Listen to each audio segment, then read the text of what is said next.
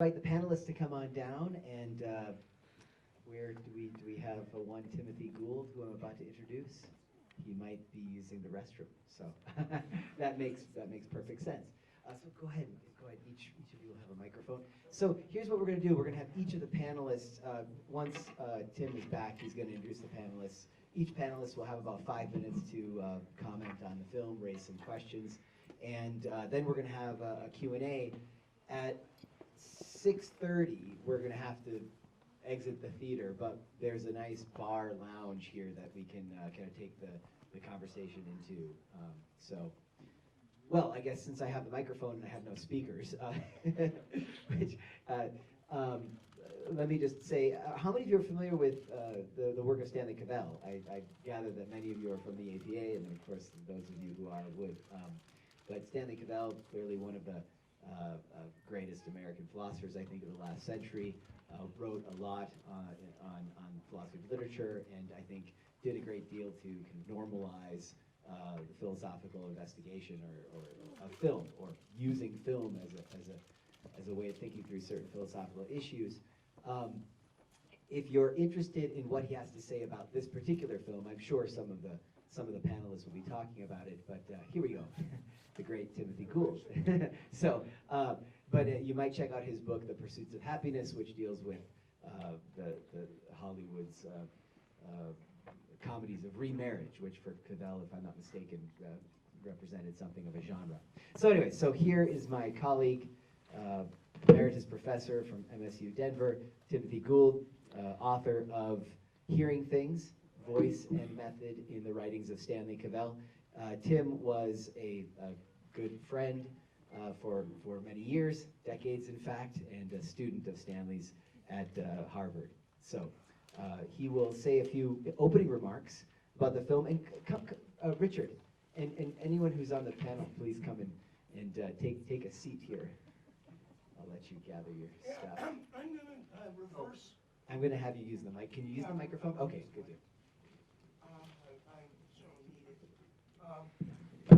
So, first of all, the title is Voice and Method in the Writing of Stanley Cavell. Well, my editor made the same mistake. The point being, everyone talks about Cavell's writing, they either love it or hate it. I was pointing out it's related to the idea of voice, which you can see if you pick up a chapter. I was going to introduce them, but I'll wait and just say two things very quickly, because we have a lot less time than we did. One is that this is one of 7 films that Cavell calls a comedy of remarriage. The others including things like Philadelphia Story, Bring Up Baby, His Girl Friday, The Awful Truth, and a few others. The most common phrase used other than that is screwball comedy. I think most of the people on this panel do not find that term useful. It might fit Bringing a Baby, but it's not something I feel like debating. This movie is like the others and unlike it. It's like in that they deal with the comedy not of a young couple trying to get together in spite of obstacles. Usually the father, I have to say, is the father of an 18-year-old. That the father is the big obstacle. It has to do with a couple trying to get back together after some event has separated them. In this movie, the event separating them is so shocking, I mean his betrayal of her emotionally, that you wonder, I ask my students, how can you want there to be a happy ending? And Cavell accordingly calls this a revenge comedy. Like in Shakespeare's day, there were revenge tragedies. I will say one other thing, and I'll introduce you.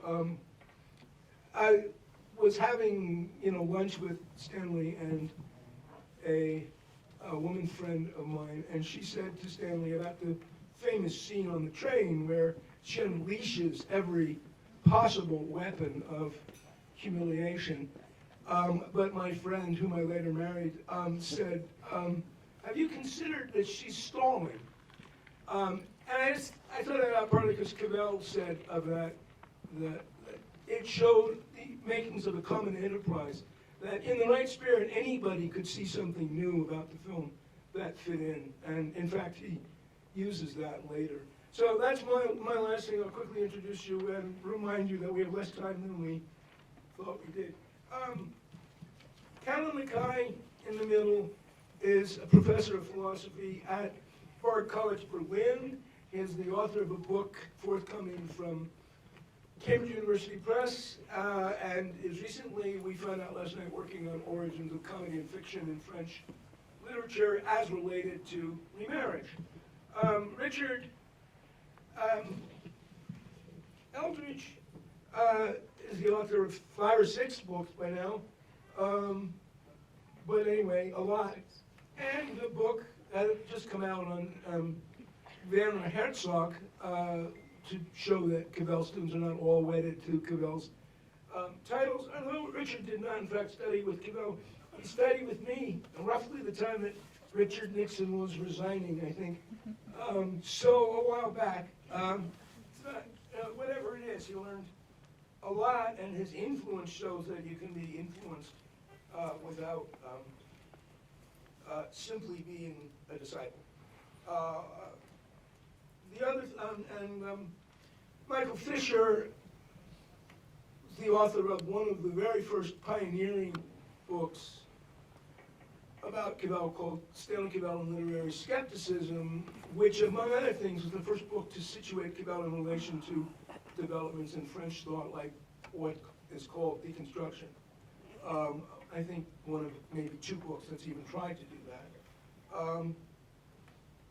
And is also, has been, if I've got this right, he was at Albuquerque, University of New Mexico, and he's been in San Antonio, where he's been professor of English, dean of the humanities, provost or acting provost, acting president, and we call that running the table in my part of the world. So whatever order seems right, so we'll just start with Richard. Start. Okay. Yeah, and we realize the awkwardness of having to hold your microphone and your paper at the same time, but... I think I can manage. Yes, good on the microphone? Thanks to Tim for organizing this. Cavell has been an enormous influence on my thinking and writing and entire career, and it's a pleasure to be able to talk about his work. So the main title of Cavell's book on remarriage comedies, Pursuits of Happiness, encodes an obvious ambiguity between those pursuings that aim at happiness as an end state to be achieved versus those pursuings to which happiness attaches. And this ambiguity signals, in turn, an argument of the book that happiness, in the sense in which the comedies he treats take it up, is to be understood primarily in the latter sense. For these couples, happiness includes mutual instruction, satisfaction, improvisation, and fun, something Cavell sums up in the book in adopting the Kantian phrase, purposiveness without a purpose, as these couples find that they're doing whatever it is they do together is more important to them than doing whatever it is they do. Or, if these are not separable, more important than some end that is exterior to their relationship. Happiness for them is, one might say, adverbial, or to use the Aristotelian phrase, the completion of an activity. In their errant progress toward recognizing this, the pairs in these movies can reveal something to us about the kind of happiness as the cultivation and expression of talents for relationship that is possible and valuable for us within a modern democratic individualist society. As Cavell puts it, quoting him, "The pair is attractive, their wishes are human, their happiness would make us happy." Or, as Cavell also remarks, they form a more perfect union that can be a model for us. For my part, I now think of what they discover and inhabit as the achievement of an erotic friendship of virtue, in which each is a second self to the other.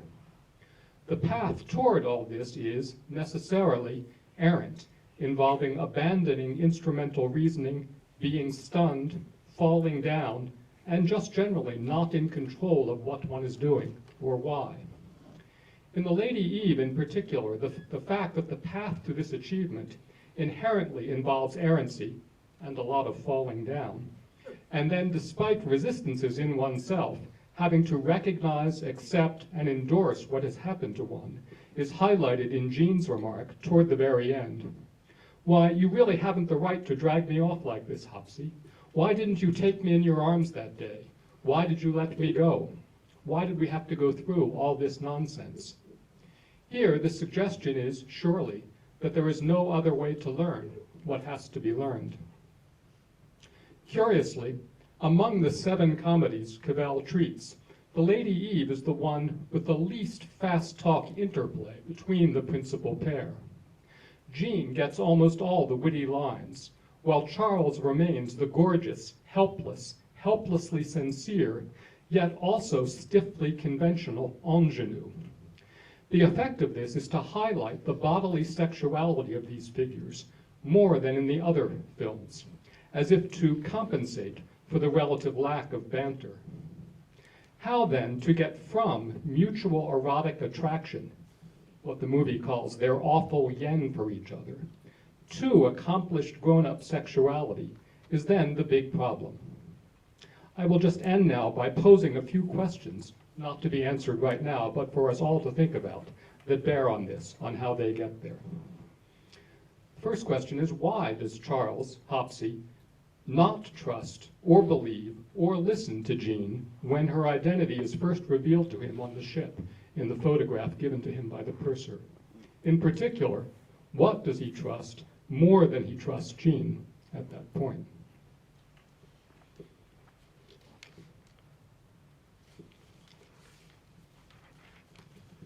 Second, is Charles Hopsy's second proposal or speech to Jean, Eve now, that is, the one with the horse in the background, is that sincere? I mean, he is, after all, repeating very close to the same speech. 3, why does Eve humiliate Charles in exactly that way on the train, with her recitation of her fictional sexual history, rather than taking the money and running, an offer that she later on declines? Good. And then finally, why does the film end with the state door closing, with Muggsy slipping out, saying positively the same dame? Those are the questions. So rather than take questions now, we'll go straight through? Okay, then you. How's this? Yeah? All right, so I'm going to say a few words about, can you hear me? Yeah. A few words about the idea of overcoming knowledge in this film. So the film ends with a kind of reunion of the main pair. Is this a happy ending? Is it a dicey ending? Does the film encourage us to feel that it's going to work out? Under what conditions do we feel that it could work out? It seems that there's an obstacle they have to overcome, and it's a big one. Namely that he, Charles, still doesn't know or understand that Jean was the Lady Eve, or that in some sense there was no Lady Eve. That Jean put him through the elaborate con, which ended in meting out to him a great big dose of pain, which still stings. You still don't understand, Jean says. Charles replies, I don't want to understand. I don't want to know. Keep it to yourself.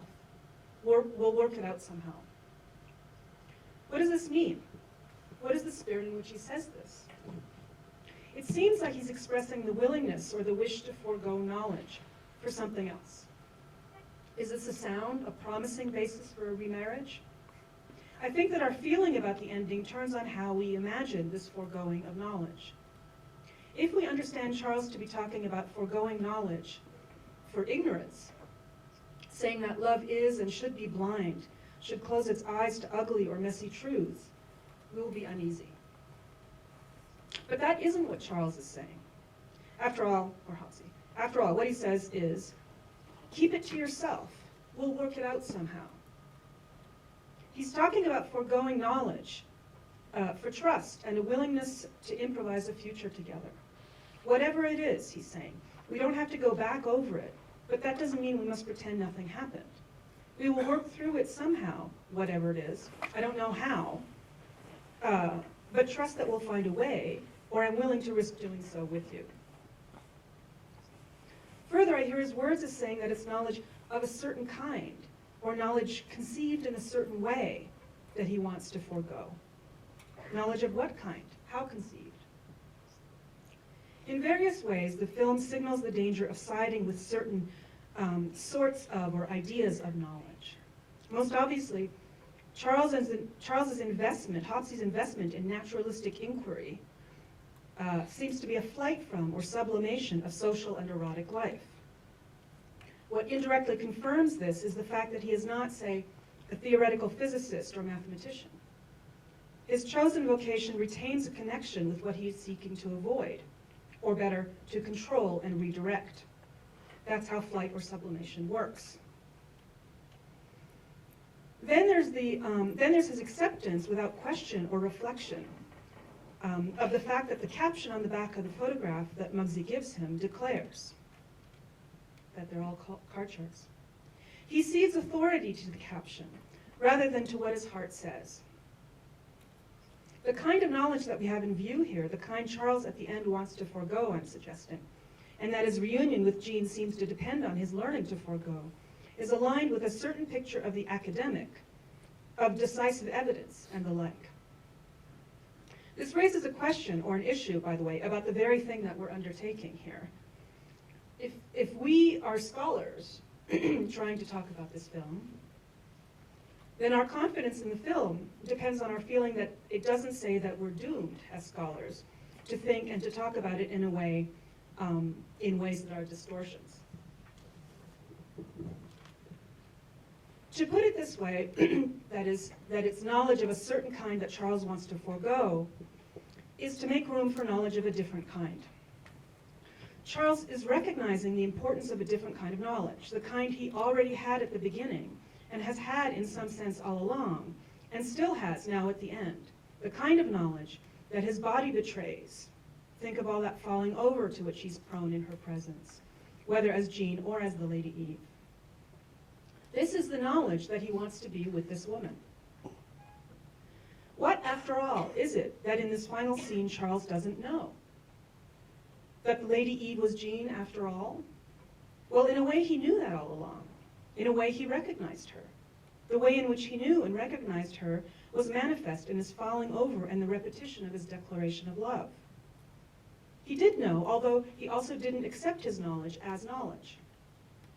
Now here you might want to say, well, that sounds like a word game. Sure, say in some sense that he always knew, or rather always knew that the Lady Eve was Jean. But the bottom line, you might say, is that he didn't and still doesn't know it in the right way. There's still a confusion in his mind. But there's an important doubleness in the whole Lady Eve routine that Jean plays that I think is important not to try to resolve on one side or the other. Because there's a sense in which the Lady Eve wasn't Jean. I don't just mean that the Lady Eve was a role that Jean played, but that Jean there, beneath or within the role, is an altered Jean, altered by Charles's rejection, and undertaking something that is unworthy of her. So last thought. When Muggsy says it's positively the same dame, as he says repeatedly, well, it depends on what you mean. And that goes for the ending as well.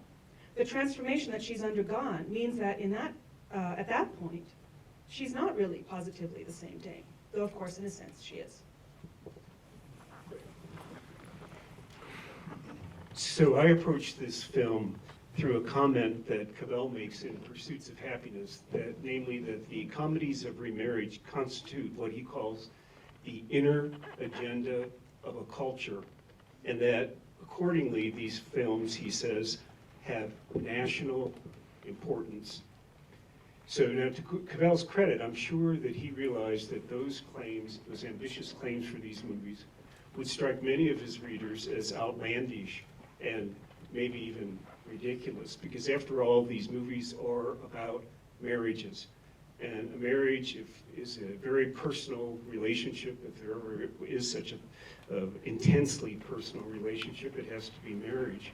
And there can be things of extreme importance to married couples that have little interest for anyone else, especially in these movies where the couples typically discuss intimate details of their past and present and future. They very rarely take up any hot-button political issues that might lend a charge to what they're doing with each other. Also working against the potential national importance of these movies is the fact that they typically occur in these luxurious settings, like you saw in this one, like the boat, the place in Connecticut and so forth, which has all these Downton Abbey overtones. So you would think that films that deal with people on this economic level have little to do with people like us, who are far removed from the lives of these affluent lives of these characters. And then the final reason why it seems doubtful that these films could have anything to do of national importance is the mere fact, I think, that they are Hollywood comedies. And for many people, that in and of itself would compromise any reach they might have into bigger issues. Well, nevertheless, realizing everything that I just said and many other things I could say, Cavell holds by this claim that these films have national importance and that they articulate the inner agenda of a culture, and that in articulating this inner agenda, they in some way may speak to the larger political agenda that that culture is embarked on. I won't review all of his argument, but it turns on the fact that he hears in these conversations and sees in these relationships issues like reciprocity, equality, interdependence, consent, and many other issues that turn out to be essential to a functioning democracy. These films, in other words, in taking up these issues, help us understand that democracy is defined in part by talk, by how people converse with one another, work things out with one another in conversation, or fail to. The larger issues posed by these films is to use a phrase that Richard used earlier, the larger issues posed by these films have to do with what justifies and legitimizes and sustains a union, whether between two people or among people in a community. And even more importantly, how do we go about, if we ever do, repairing the inevitable fractures, ups and downs, fissures, cracks, and so forth, that any union is inevitably beset with. So my interest in this movie also focuses on the conclusion, and especially the road leading up to the conclusion, where the father, particularly the father of Charles, is in the position of a kind of a mediator on the phone, fielding an offer, about to relay it, only to discover that the person that he thinks it's a good offer, that she's a sucker or something to make it, relaying this to the other party, only to find the other party here rejecting it, out of hand, refusing to talk to her, and the negotiations completely break down. He even hangs up the phone, tries again, has to call her back and say, it's not going to work out. Well, that, for me, that breakdown in negotiation there dramatizes something that we deal with in our own political culture all the time. And coincidentally, when I watched this movie in preparation for this event, rewatched it again. It was during the lead up to the government shutdown, and that scene really resonated with me. And I don't think I would credit the film with prophesizing what was going to happen later on, so much as the film is responsive to a possibility that all democracies need to confront, and that's a possibility that differences erupt into violent argument. Or what happens in this movie is that the polarization between the couple ruptures into complete separation. And again, I would suggest that this happens not just today, but recurrently happens in any democracy, and that's what this film is engaged with. So I turn to the very end, and I raised my two questions for the movie have to do with, does the film earn its ending? Or is that ending turn out to be too contrived or pat or are forced? And my second question is, what, if at all, is of national importance about the movie we just watched? Great.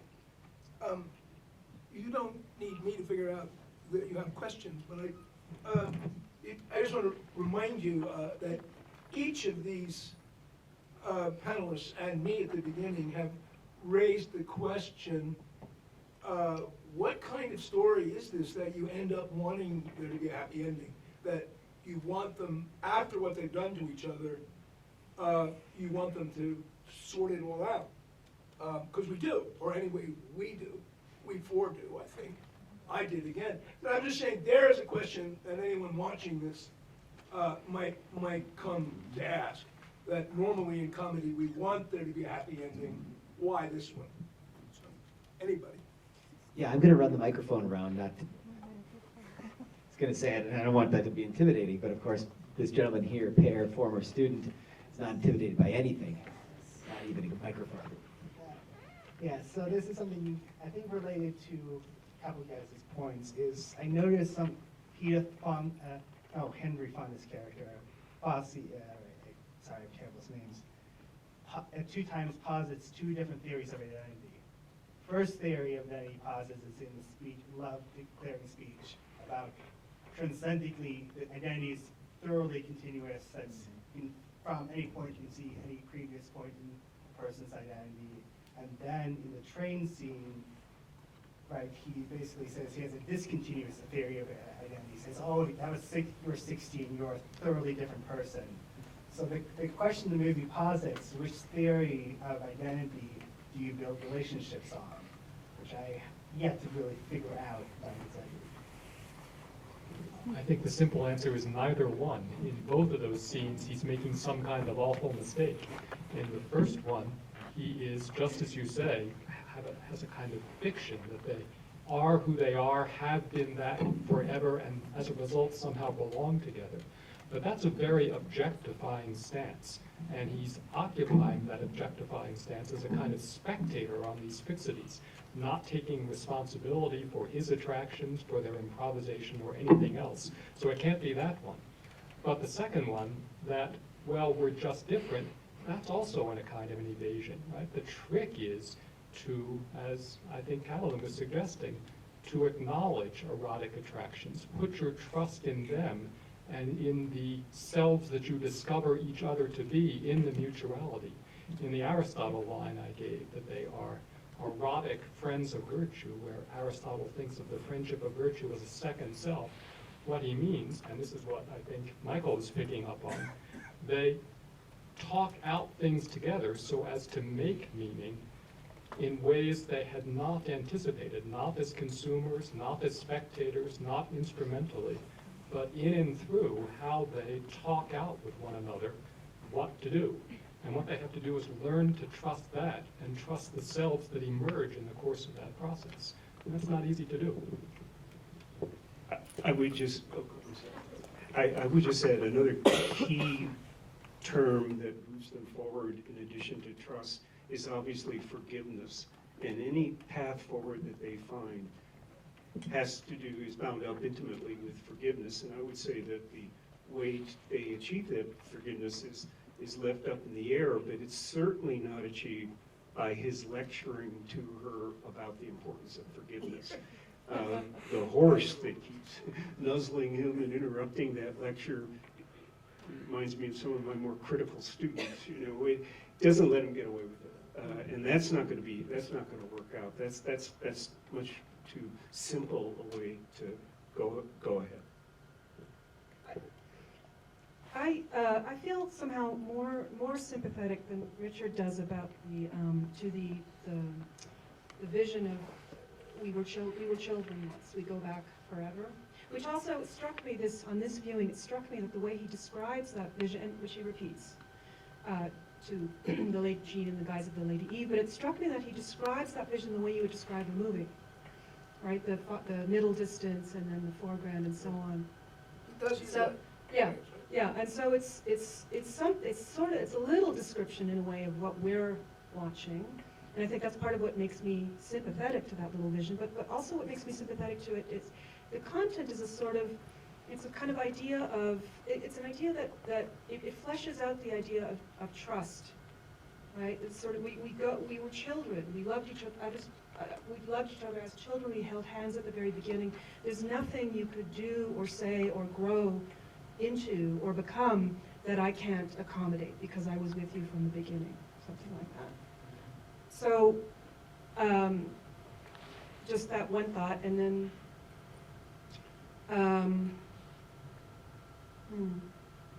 It'll come yeah, it'll come. Right. I'll pass on that. So, Do you want to, are you sure you want to pass on it? well, I would just say what others, I mean, that should reverse the question of identity and forgiveness and identity. That is, in this movie, the question of forgiveness is prior to the question of who you are. You don't know who you are until you find out who the other is to be forgiven and who you are to forgive. I mean, partly the thing about knowledge, surely, is, I mean, I don't want to know. You know, Stanley actually, in the first essay, I don't know if it survives in the book, but he said, if Adam had said, I don't want to know, to Eve, then the story of humankind would be very different. In both cases, and uncharacteristically, it leaves the question, if he doesn't know, and forgives because he doesn't know, she forgives while knowing, then there is an imbalance between them. And that may be why we're slightly uncomfortable with it. She does seem to be in control an awful lot.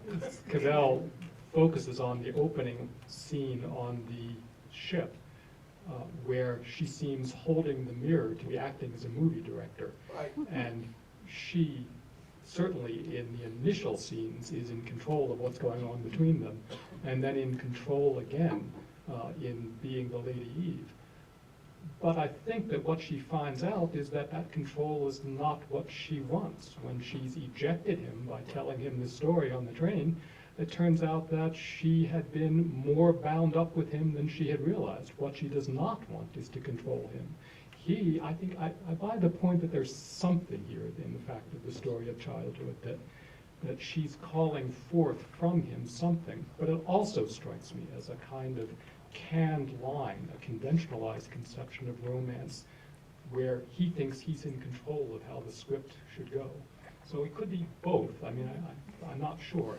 But what I want to say is, right, reversing the priority of identity and forgiveness seems right. A wish to control on the basis of knowledge, that is, formulable knowledge of facts, has got to be overcome here by both of them, I think. Where's the man with the Here, mic?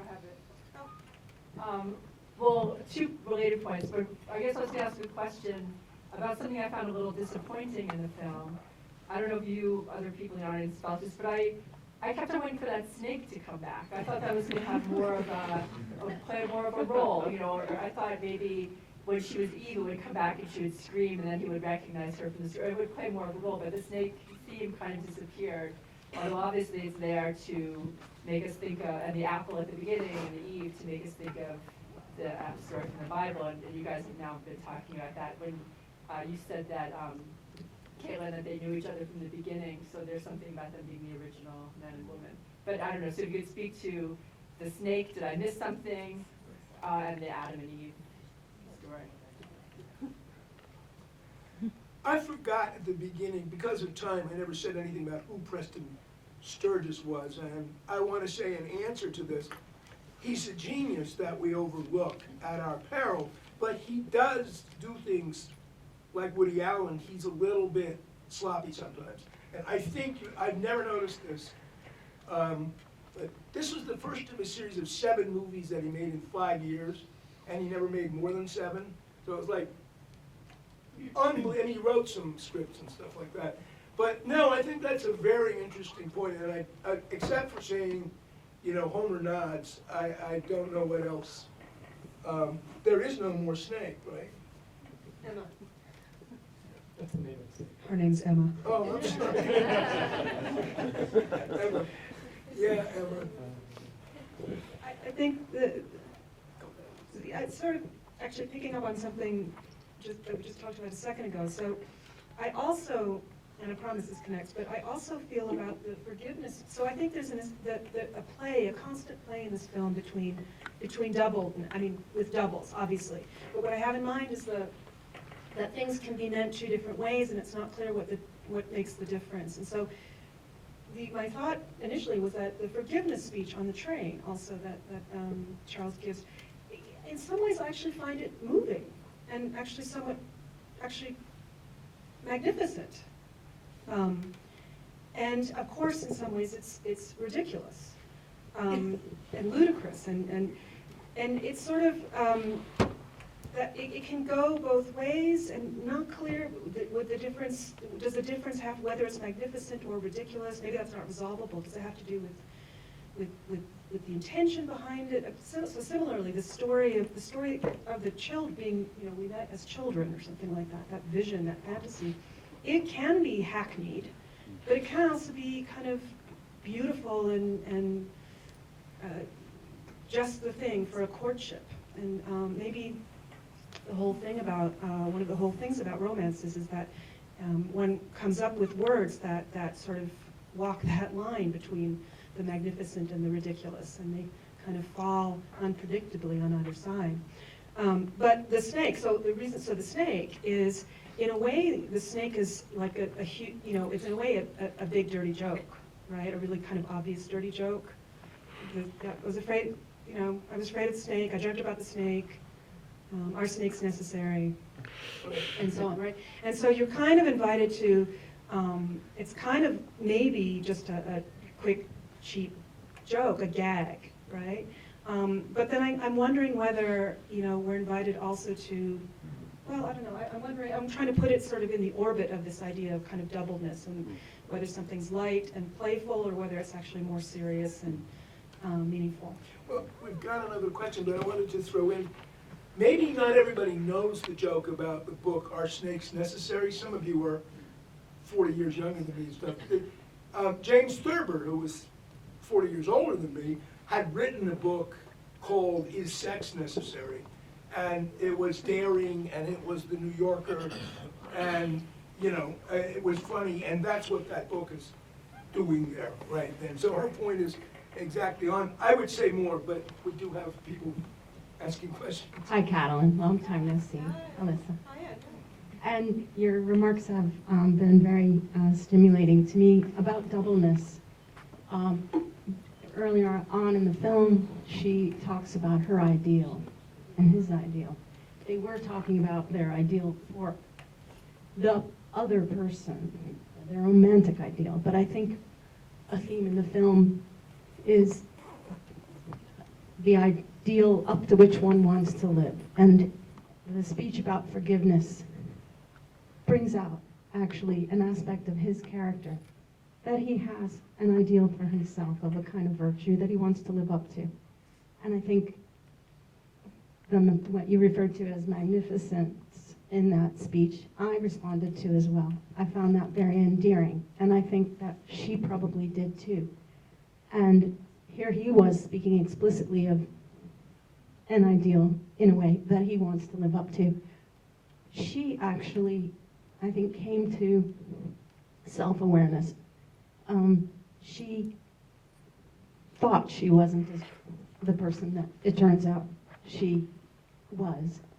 Another aspect of self-awareness she gained, and I'm thinking about doubleness, the theme. I was thinking about, because I was trying to make sense of why he refused to talk on the phone with her. I think it's because he resolved never to have anything to do with her anymore, never to have any more contact.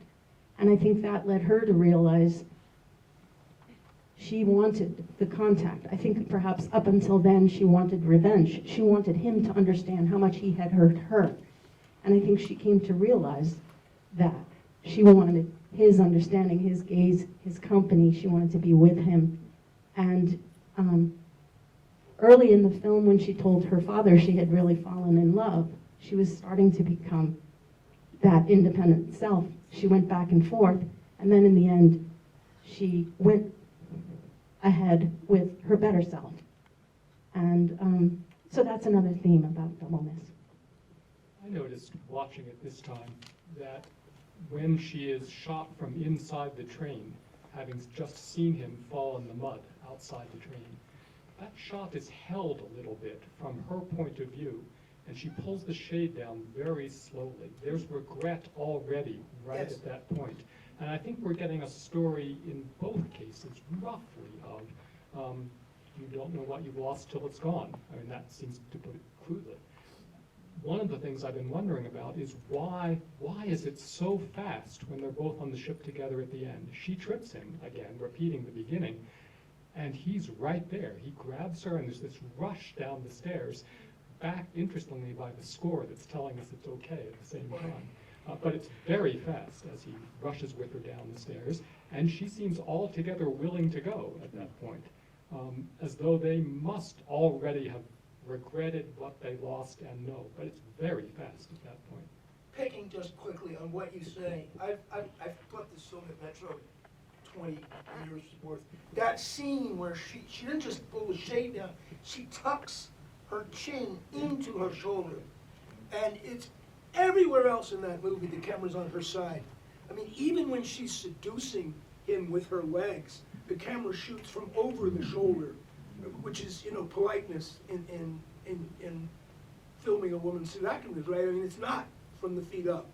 And at that moment, she has to fight off the camera a little bit. Quickly, I relate that to the thing about the snake, the slimy. That's crude. In a sense, what she's doing on the train is not just devastating him, she's exploring a virgin's fantasies of what it would be like to mess around. I mean, it's not, it's not much by our standards, really. I counted once. But I know it's not nice, but I had these students who were onto the double standard thing, that if a man did that, and I said, yeah, you're right. 6 lovers between the ages of 16 and 30 is really not a lot. But I think that the idea that my former wife had, that she's stalling, is partly, she's the only woman in the 7 comedies that he talks about who is actually a virgin, or probably is a virgin. That all of that is happening under the eye of her father, and so when the snake disappears, you could argue it's because she's now ready to, as it were, imagine her own snaky males. And it works. But, I mean, it works to slaughter him, and it works, she seems more awake after that. I'm not going to go back to the snake necessarily, but I do want to talk about a little bit about the speed of the ending, which I think is very important. And the first time I saw this a few weeks ago, rewatched it. For me, the speed of the ending actually compromised it, and it really did call it into question, because I interpreted the speed there as almost like, well, a desperation. Don't think about it. Let's just do it. We've gotten in trouble before if we go off track and start to talk and think. This time, however, I actually trusted the ending a little bit more, and for some reason I felt that the speed reflected the fact that they have thought about it, and they've learned in the interim. And I think that shot of her on the train is a very important moment showing what she is learning. I agree that his speech about forgiveness on the train is much more genuine and earned and moving than the one in the field with the horse. And so I did note some progress, and I did feel that the speed with which they come together and wrap things up indicates more of an earned confidence in one another as a result of what they've been through, as opposed to let's just do it now or we'll never do it again. Do you agree with that? I think so. Why do you think he refuses to talk with her when she makes the offer to Horace on the phone? I think... Because I want to hook that into some story about reflecting on what's going on. Yeah, and I don't have a good answer to that, except that he is stuck at that point in his anger, his bitterness. He's not ready to forgive, and I think the dialectic between forgiveness and revenge is very important. And I think at that moment, he wants to get even with her. Really, Still. I'm reading it the other way around. Really? Yeah, that at that point, what she's asked him to do is ask her to let her go, right? And that's the one thing he doesn't want to do.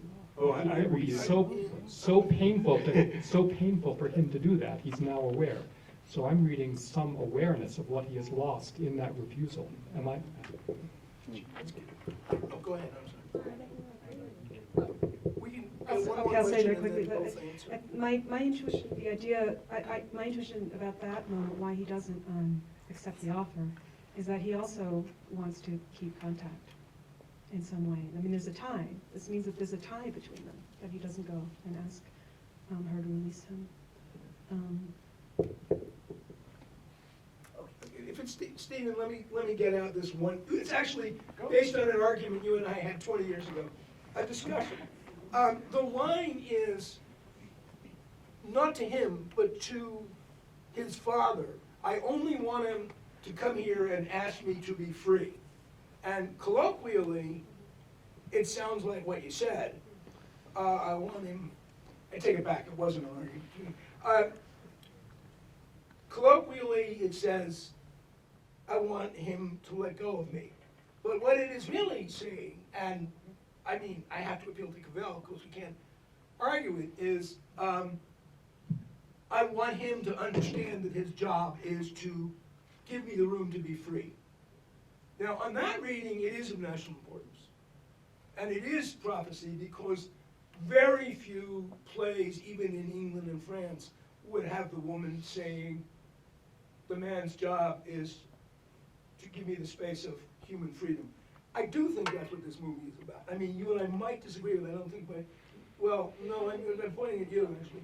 But maybe not. I mean, we just never had a chance to talk it through. But, go ahead. No, I'd like to, I have more to say, I will Okay. forget. Okay, don't forget. Stephen. Thanks to you all. Really fabulous, interesting comments. One thought that touches on where the snake goes, and that it's a question that I have for all of you. I take it one reason for the disappearance of the snake would be that sexuality has been integrated into their relationship. So we don't need the snake as this representation of sexuality. But that's my question. And one place to pick it up is the forgiveness speech. I really like what you said about it, Catalin. But one of the things that I wonder is, what does he think he needs to forgive her for? And why does he end this speech by saying, and the name Angus will never cross, right? I mean, there's a kind of horror of sexuality, of her as a sexual being on his part. And in the scene that we have projected behind us now, where she's talking about her ideal, the erotic moment that she describes is being taken by surprise by a stranger.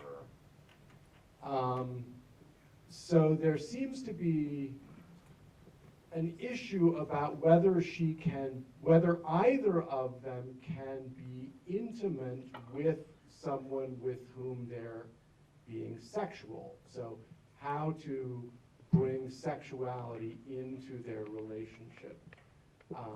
And it seems like it would work out well if the reason the snake vanishes is because they've somehow done that. But I'm puzzled by, and I'd like to hear, this is my question, how do you, if you think I'm right that there's this problem, what has happened that's taken them to some new level of erotic friendship rather than a kind of where it's precisely the erotic dimension that's causing all of the problem. And I think that's part of the myth of Eden, right?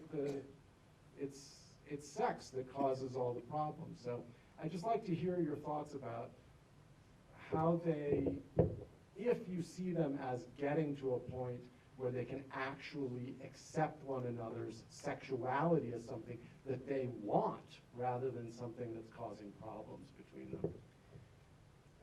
So this is actually where I was going to go a second ago. So my sense is that, and this goes back to why is it so speeded, I mean literally speeded up by the camera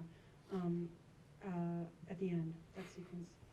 And the way I thought about it this time is that, I guess I'm focusing on Charles's point of view, Hobbes's point of view, is that when he encounters Jean again on the ship, it's almost as though the whole thing with Eve on the train, well, the whole thing with Eve was a kind of nightmare that he's now awoken from.